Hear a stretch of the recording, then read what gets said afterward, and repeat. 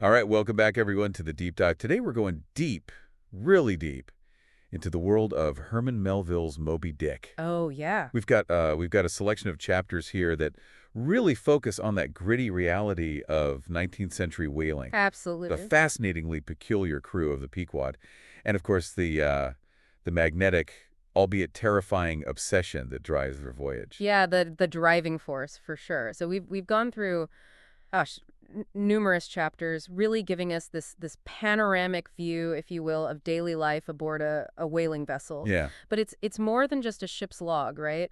These excerpts, they really delve into the psychological landscapes of these characters right. and those overarching themes of obsession and that almost overwhelming power of nature itself. And Melville, he weaves in these incredible historical and literary threads, Yeah. offering really a rich tapestry of perspectives on whales and whaling as it was understood, back then. So our mission today, for you, the listener, is to really navigate the intricate world of this literary masterpiece. Right. We're gonna unpack the practicalities of the whale hunt, explore those deep-seated superstitions and beliefs of the sailors, Yes. and get to the heart of that enigmatic Captain Ahab and his relentless pursuit of the white whale. Yeah. And like always, we'll be sure to highlight some of the more surprising historical context that Melville so masterfully incorporates. Absolutely. Okay, so let's break it down. What were our initial impressions of the Pequod and its crew as they're introduced in these chapters? Sure. It's a rather peculiar collection of individuals, would you say? Absolutely. You get this strong sense right from the start that Pequod is this melting pot, or as Melville calls them, isolatos. Isolados, yeah. Right. I mean, you have men from all corners of the globe, islanders, African natives, Nantucket-born folks, each kind of, in a way, living on their own little separate mental continent. Yeah, But now brought together aboard this single vessel. yeah. It's really a striking image, right, of this diverse group bound together by the singular purpose of the voyage, even if their individual motivations differ, right? Right. And so you can imagine how this forced proximity of such disparate cultures, it highlights how intensely shared experiences, even those driven by individual obsessions, can momentarily override social divides. Yeah. But, the underlying tensions still persist. Right. And that social hierarchy of the board is fascinating, right? You've got Captain Ahab and the mates dining separately from the harpooneers. It's not just about rank, though. There's a real contrast in their behaviors, isn't there? Yeah, absolutely. With the officers, there's this palpable tension and formality around the captain's table. Yeah. Whereas when the harpooneers, Queequeg, Testego, and Dagu, when they take their meals, it's almost a scene of this frantic democracy, as Melville describes it. Frantic democracy. Yeah, they eat with gusto. They have these gargantuan appetites. And there's this kind of boisterous camaraderie that's utterly absent from the officers' interactions. And you can see how Melville, by using this seemingly paradoxical phrase, right? Yeah. It underlines the temporary leveling effect of their shared labor and peril, Right. which is such a stark contrast to the rigid social hierarchy enforced by Ahab. So it really highlights these different worlds that these men inhabit, even within the confines of the same ship. Right. And then you have the daily routines, right? Like the masthead watch. Right. It sounds so idyllic, right? This lone figure high above the sea. Yeah. But there's this inherent conflict, right? This tension between the need for vigilance, to spot whales, Right. and the allure of contemplation, right? Of getting lost in thought at that incredible height. Right. What's fascinating here is how Melville uses this seemingly mundane task to really delve into the human psyche. Yeah. Ishmael very openly admits to being a poor watchman, his mind wandering to the problem of the universe, as he puts it.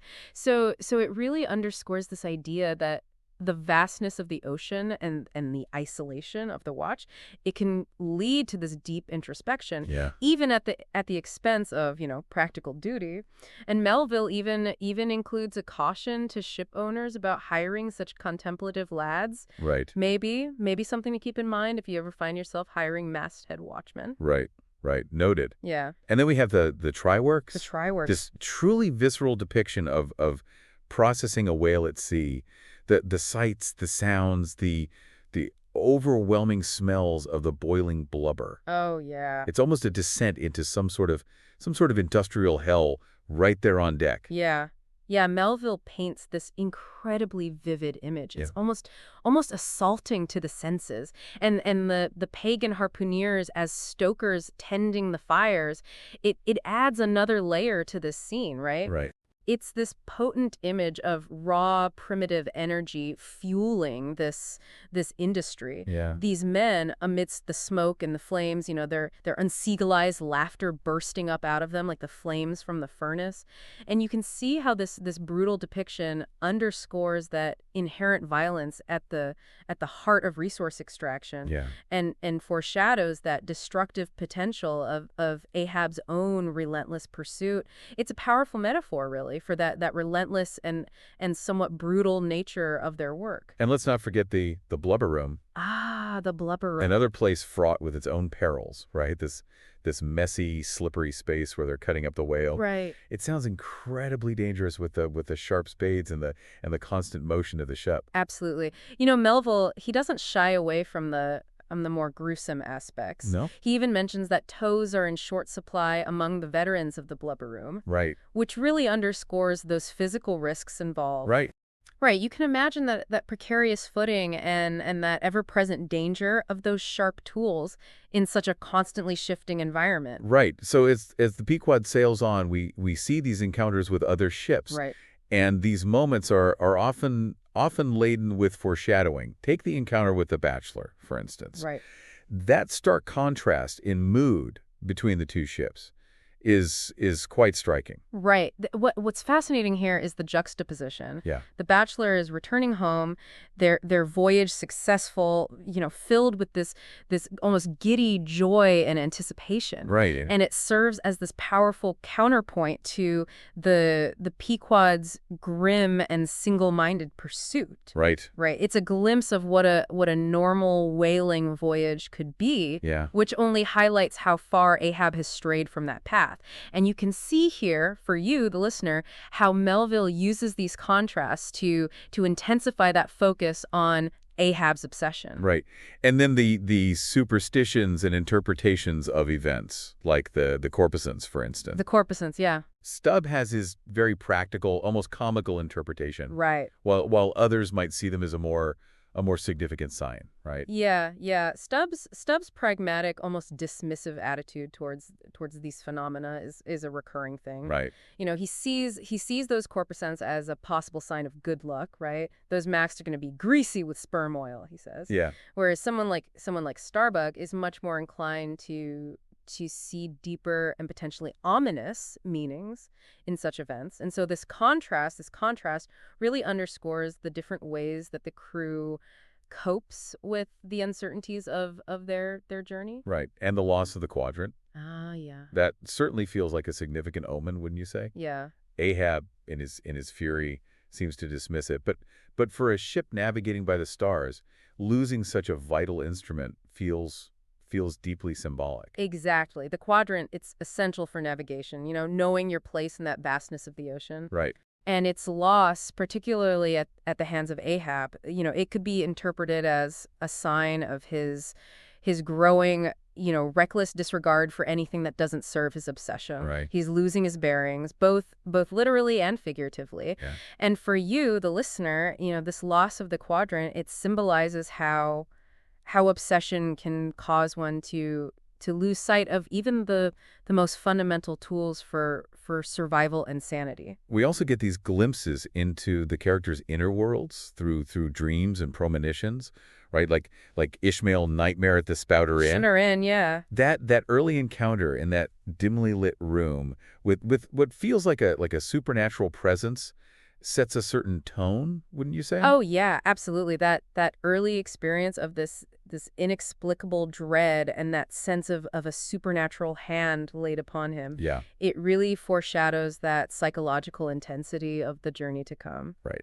It suggests those unsettling, profound encounters that await Ishmael, both with Queequeg and with, those larger existential questions posed by the hunt. Right. And we can't forget Father Mapple's sermon. Oh, yeah. The story of Jonah is so thematically resonant with the Pequod's journey and Ahab's pursuit. Right. The sermon, it serves as this powerful moral compass for the narrative. Yeah. Jonah's disobedience to God's will and his subsequent punishment by the whale, it mirrors Ahab's own obsessive pursuit and potential downfall. Right. Father Mapple's emphasis on preaching the truth to falsehood, it resonates deeply with the themes of the novel, particularly Ahab's self-deception and the crew's complicity in his quest. Right. So let's turn now to the man at the center of it all, Captain Ahab. Yeah. His physical presence alone is striking. That ivory leg fashioned by the carpenter. Right. And we get that mysterious account of how he lost his original leg, thanks to that strange figure, Elijah. Elijah. This adds an air of myth and legend that surrounds him right from the start. It really does. That encounter with Elijah, it's shrouded in ambiguity and the sense of foreboding. Right. And the details about Ahab's past, particularly the loss of his leg to Moby-Dick, they're revealed gradually, right? Yeah. Creating this sense of a wounded, almost mythical figure driven by this deep personal vendetta. Yeah. Even his initial interactions with Ishmael and Peleg have this undercurrent of intensity to them. Right. And Ahab's motivations become very clear with that powerful speech to the crew and the offering of the gold doubloon. Doubloon, yeah. That ounce of Spanish gold nailed to the mast becomes this potent symbol of their shared obsession. Right. What's fascinating is how Ahab manipulates the crew. Yeah. Tapping into their desires for wealth and adventure. Right. And channeling it all towards his own singular purpose. That doubloon, it's not just a reward, it's a focal point for their shared quest. Right. This tangible representation of their commitment to hunting Moby-Dick. And his speech, it's a masterpiece of rhetoric, right? Yeah. He turns a personal vendetta into this collective obsession. Right. And so for you, the listener, this doubloon, it represents how charismatic leaders can use incentives to really draw others into their own obsessions. We see this conflict playing out beautifully in Ahab's relationship with Starbuck, his first mate. Right. Starbuck voices his fear and apprehension. Yeah. That sense of the danger they face. But Ahab remains absolutely resolute, almost immune to reason. Yeah, they're dynamic. It's crucial. Starbuck, he represents a more rational, more realistic perspective. He understands the perils of the sea, and he questions that consuming obsession that's driving Ahab. And so they're contrasting views on facing peril. Starbuck's fear as a sign of respect for nature versus Ahab's, defiant fearlessness. Yeah. It highlights that central conflict of the novel, right? That Yeah. tension between human will and the overwhelming power of the natural world. Even in his interactions with the carpenter, we see that demanding nature of Ahab, his almost arrogant reliance on others, despite his immense pride. Yeah. He needs that ivory leg, but treats the carpenter with a certain disdain. Yeah. It speaks to Ahab's complex character. He's this powerful, almost tyrannical figure, Right. but physically reliant on others. And this interaction with the carpenter, haggling over the details of the leg, it reveals a vulnerability beneath his imposing exterior. Right. Even as he asserts his authority. Right. And then the encounter with the Gilder and the Parsee's prophecy. Oh, yeah. That adds a layer of fatalism to Ahab's quest. It does. The pronouncements about the hemp and the coffins seem to seal his fate in some way. Yeah, that prophecy, it introduces this supernatural element and this sense of inevitability. Yeah. The Parsee's words about only being killed by hemp and only being lost when the coffin made for him is lost at sea. It creates this feeling that Ahab is somehow bound to this destiny. Right. Which only fuels his reckless pursuit further. Right. And in the final pursuit, even up to the third day of the chase, Ahab completely disregards safety and reason. Yeah. His emotional state, his final words, it all culminates in this tragic and inevitable end. Right. At that point, he's completely consumed. Yeah. The pursuit of Moby Dick has become his entire existence. Mm. He ignores all warnings, all sense of self-preservation, driven solely by this all-encompassing obsession. And his final moments, they're a testament to that destructive power of that monomania. So let's talk about Queequeg. Queequeg, yeah. His initial encounter with Ishmael at the Spouter Inn and the development of their friendship is one of the more heartwarming aspects of the early chapters. Right. This unlikely bond between two very different individuals. Absolutely. Their relationship is this powerful commentary on overcoming prejudice and finding common ground across cultural divides. Yes. Despite their vastly different backgrounds, they forge this deep and genuine connection built on mutual respect and a shared sense of being outsiders. And so for you, the listener, their friendship can remind you of the richness that comes from connecting with people who are different from you. Right. Queequeg's harpooning skills are legendary. Oh, yeah.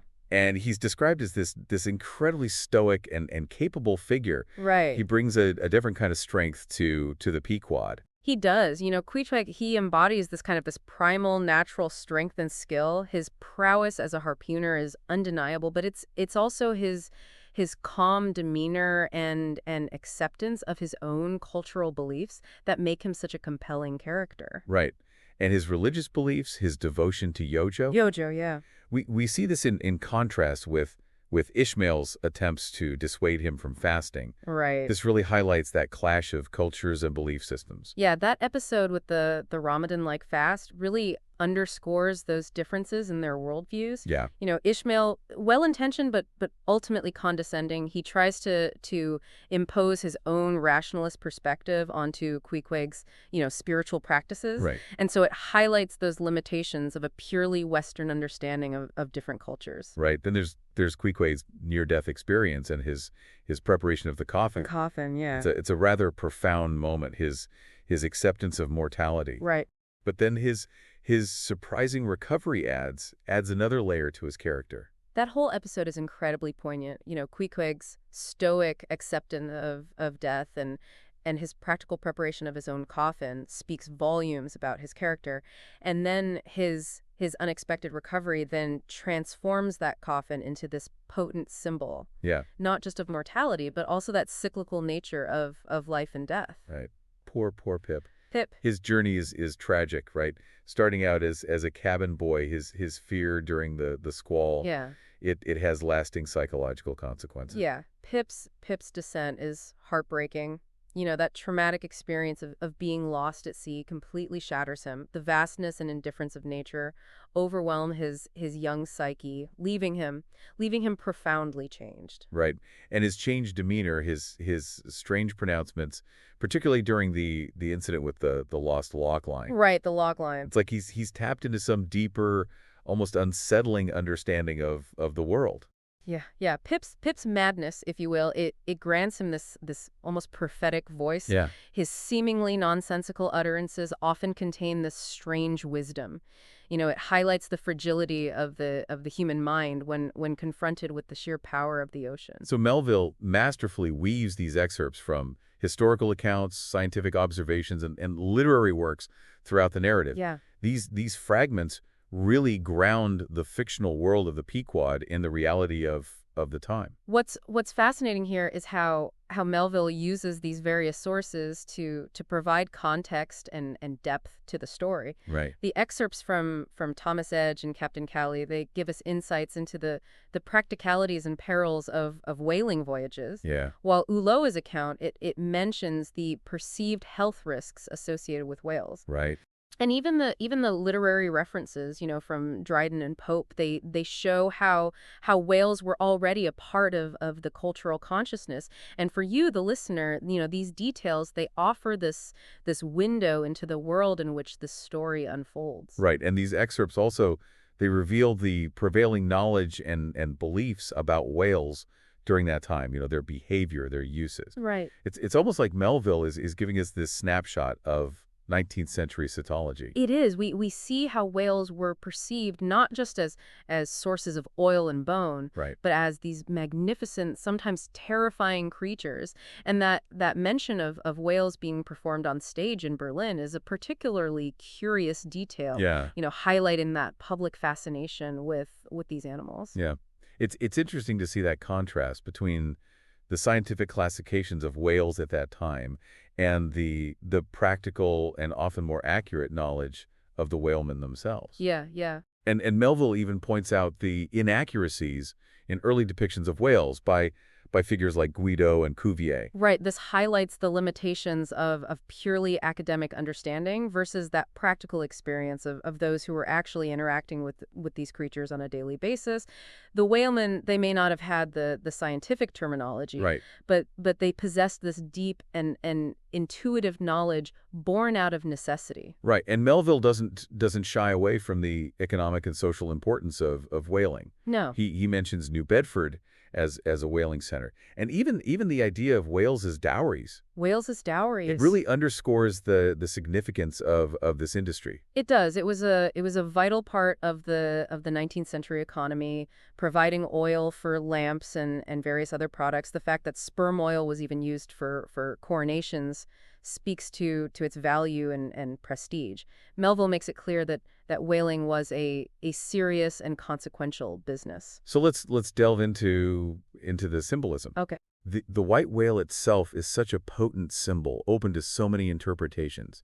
Natural terror, intelligent malignity, the unknowable, even atheism. Right. That's the genius of Moby Dick, right? Yeah. The whiteness of the whale, it becomes this blank canvas upon which different characters and indeed different readers project their own fears and interpretations. Yeah. It's that ultimate symbol of the other, of that which lies beyond human understanding and control. Right. And the use of color throughout the narrative is also symbolic. Yeah. Particularly that contrast between whiteness and blackness. Right. Like in the description of the Negro church or Daggoo's appearance. Yeah. Melville, he uses color to evoke a variety of associations. Whiteness, as he explores in that famous chapter, can symbolize purity, but also terror and that absence of meaning. Blackness is often associated with the unknown, with the primal, as seen in those descriptions of Daggoo and the Negro church. Right. The ship itself, the Pequod, it functions as this powerful symbol, doesn't it? It does. This microcosm of society. Right. With its diverse crew representing different cultures and beliefs, all bound together by Ahab's singular will. Absolutely. The Pequod becomes this floating world, this representation of the complex and often contradictory nature of humanity. Right. Right. It's a vessel carrying this multitude of perspectives and motivations, all steered towards this one obsessive goal. Even something like the forge can be viewed symbolically. Yeah. Representing Ahab's destructive purpose. Right. The fiery intensity of his obsession. Yeah, the forge, that's where Ahab literally forges his harpoon, his instrument of revenge. Right. It's this place of intense heat and creation, but in this context, that creation is ultimately tied to destruction. Right. And the coffin. The coffin. Initially a symbol of Queequeg's acceptance of death, it ultimately becomes a means of survival for Ishmael. It does. This multifaceted symbol representing both mortality and the unexpected twists of fate. Exactly. The transformation of the coffin from a symbol of death to this vessel of life for Ishmael is a powerful illustration of the novel's thematic complexity. Yeah. And that unpredictable nature of existence. So finally, let's touch on some of the key themes that you, the listener, can take away from this deep dive. Okay. The dangers and pitfalls of pursuing knowledge and obsession are certainly central. They are. Ahab's relentless pursuit of Moby-Dick, it serves as this cautionary tale about the destructive power of obsession. Yeah. It highlights the sacrifices and the potential for ruin when a single goal consumes all reason and perspective. And so, perhaps you can reflect on the obsessions in your own life Yeah. and the potential costs that come with them.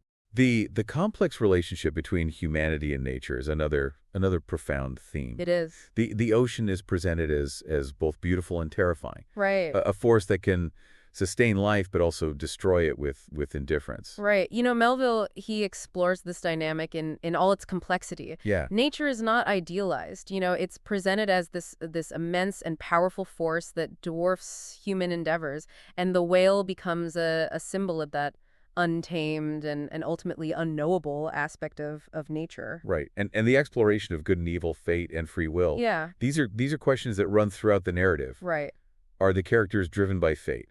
Or or do they make conscious choices that lead them to their destinies? Yeah.